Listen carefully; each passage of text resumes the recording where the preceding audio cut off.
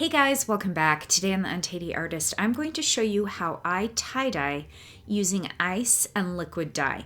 This is a really cool method for tie-dyeing. You get these really beautiful patterns that almost look like watercolor in your fabrics. I will be referring back to another video I did using powdered dye with this same technique. So once again, using ice to help create these beautiful patterns and designs that you get in the t-shirt. So I will be referring back to that. Also stick around until the end so I can show you another fun project that I'm working on with tie-dye. And with that said, let's grab some supplies and get started. Okay, the first thing you're going to need is some dye. So this is RIT dye. I chose this kind because it's relatively easy to find and inexpensive. I'll put links below for everything used in this tutorial, and I'll be using 2 colors of pink and 2 colors of blue. Then I have these little squirt bottles. These are used for cake decorating, I believe. I recently found some at the dollar store that were smaller that came 2 in a pack, so they were 50 cents each.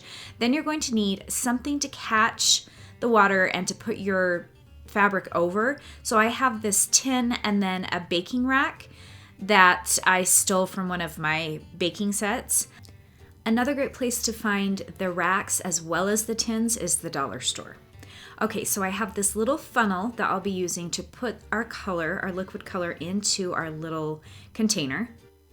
Then you'll need some soda ash or sodium carbonate. You can find this 3 different ways. You can find it at the grocery store. It is washing soda. You can make your own by taking baking soda and cooking it at 400 degrees for 1 hour, or you can buy actual soda ash that's made for tie-dyeing. This is going to help the colors stick to the fabric better, and I'll put all 3 options below. I have a bucket and a spoon. Both of these are from the dollar store as well, that I'm going to use to soak the fabric for our tie-dyeing. And then of course you need something to tie-dye. So my darling niece wanted to come up and tie-dye, and she brought pillowcases. So today she'll be my little assistant in this video, and we will be tie-dyeing her pillowcases for her bed. You'll just want to make sure that whatever it is you decide to tie-dye is 100% cotton. Okay, let's get started. First step is to soak our fabric. So I always like to pre-wash everything that I'm tie-dyeing, and then you'll take it and put it in a bucket that has soda ash and water mixed together. Rule of thumb is 1 cup of soda ash per gallon of water, and you're gonna let it soak for 20 minutes. So my little bucket holds just over 2 gallons of water, so I added the 2 gallons of water and 2 cups of the soda ash. And while that's soaking, we're going to grab our dye and we're going to use our funnel and pour it into our little containers. Be very careful at this part that you don't spill it everywhere. This dye is very concentrated, and you'll notice I'm wearing gloves. If you want your hands to be all sorts of different colors, then don't worry about gloves. I would highly recommend them. Okay, then once your fabric has soaked for 20 minutes, you're gonna pull it out, wring it out very gently. You don't wanna twist it because that will tear the fibers in the fabric, but you're going to take it and you're gonna kind of scrunch it and pinch it at the same time. So we're like squinching it together.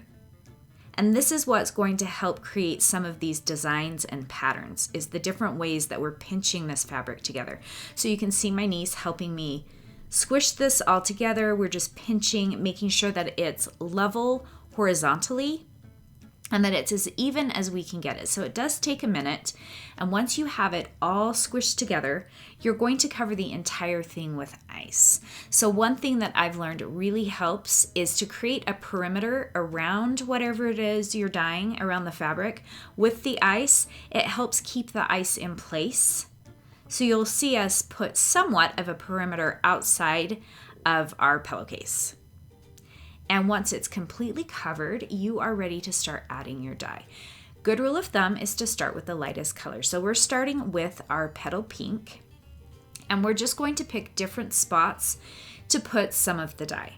This was a fun part for my niece to do. It's a really fun activity with kids. We just had a family reunion with my husband's family, and we did ice dyeing up at the reunion, and the little kids had a lot of fun with this part. So once I have my first color applied, I'm going to go back and I'm going to grab my fuchsia, so this is a darker pink, and I'm just going to add it into some different spots. Obviously, the more dye you add, the darker your colors are going to be.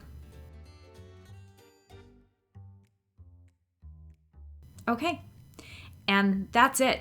you can see here's a close-up. I went back and added just a little bit more in a couple different spots, but you can see how that dye runs down the ice, and it's going to create these amazing, beautiful patterns on our fabric.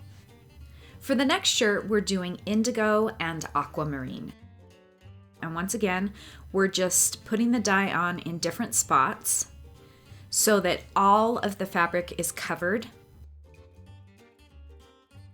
And then you can always go back and add more later. So this is after they've been sitting for about 30 minutes. Our goal at this point is to let all of the ice melt.